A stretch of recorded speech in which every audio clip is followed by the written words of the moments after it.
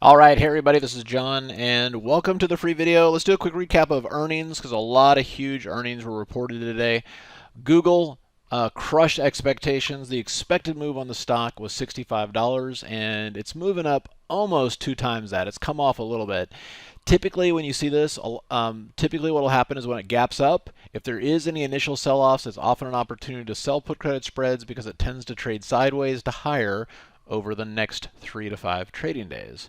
Now, what about the other ones? Well, Apple disappointed. It's funny because they didn't disappoint. They had record sales, but like iPhone sales are off. Well, that happens when they release a new one and everybody wants to wait to buy it. Amazon came out, nice action, but they're down. Now, they're down. The expected move for Amazon was $125. So they're down. So the question is always like, oh my God, they're getting destroyed. Well, they're down, what is it, $60. So it's in the expected range. I don't know where it's going to be in the morning, of course, but it's good to kind of keep that in mind. And then last but not least, Facebook. And Facebook is a good example. And I hear this a lot from newer traders. It's like, gosh, I bought calls and the earnings were great and it's doing nothing.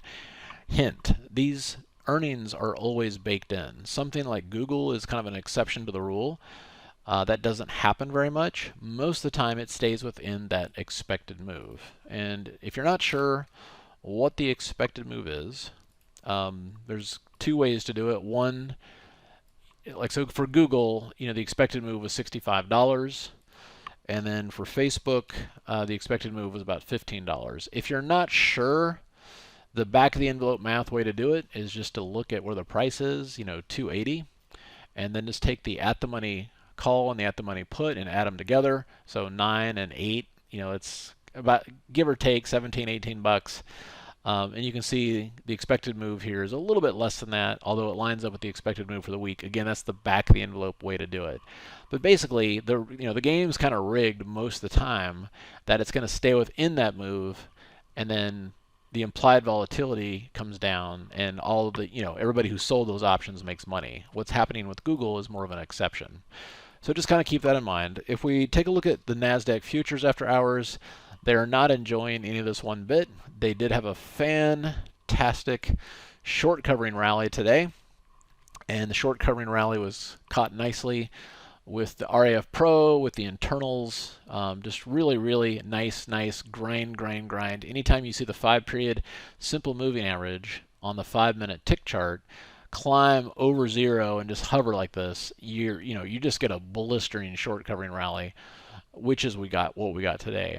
So for tomorrow, if we look at the Nasdaq here, you can see that the structure is not positive. The weekly chart, yes, the 21 here is 10,895. So keep in mind that that's support at this point. So if you're holding and praying here, just be careful. But on the daily chart, we're falling over. So when you hit this kind of a structure, when you're rallying, you buy dips to the 8 and the 21 EMA. When you do this, you short rallies to the 8 and 21 EMA.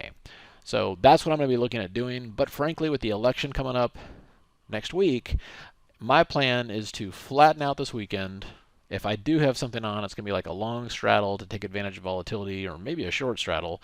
But the idea of to go to cash, let this election happen, and then get back to work sounds like a nice trading vacation. But we'll see tomorrow in the room.